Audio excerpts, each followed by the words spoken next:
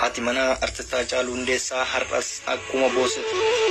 Viidiyoon isin argaa jirtan kun yaadannoo waggaa lammaffaa artistaa Haacaaluu Hundeessaa tamsaasa kallattii irraa kan fudhatamedha. Uummanni Oromoo akkasuma maatiin Oromoo gadda artistaa Haacaaluu Hundeessaatiin guutamee jira.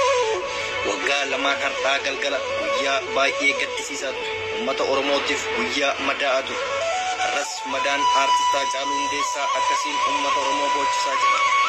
Haati manaa artistaa Haacaaluu Hundeessaa waan hedduu dandamattee har'a geechee jirti. Haa ta'uutii jaalala kabajaa fi ulfina inni saba biraa qabuun onneen uummata Oromoo boo'icha keessaas ammas waan ba'een fakkaatu. Kana kan ta'eef artistaa Haacaaluu Hundeessaa du'uu isaa qofa osoo hin taane gumaa isaa malee hanga har'aatti jiraatutu nama guba. Oromoon miliyoona 60tti lakkaa'amu artistaa Haacaaluu Hundeessaa mararfatee boo'ee isa yaadachaa jira. Waan nama ajaa'ibsiisu keessaa artistaa Haacaaluu Hundeessaa namoota jaalatan qofa osoo hin taane warri isaa ajjeese illee har'a taa'eetiin wajjin boo'aa jira. Artistaa Haacaaluun jabaa hayyuu fi goota gaafatiifi ta'uusaa kan uummanni addunyaadha isaa beeku.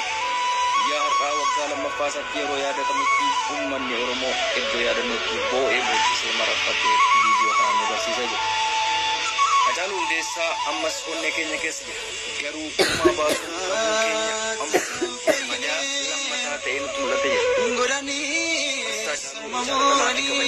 Bakka jirtutti lubbuu keenya Akaboo sonaa jiran.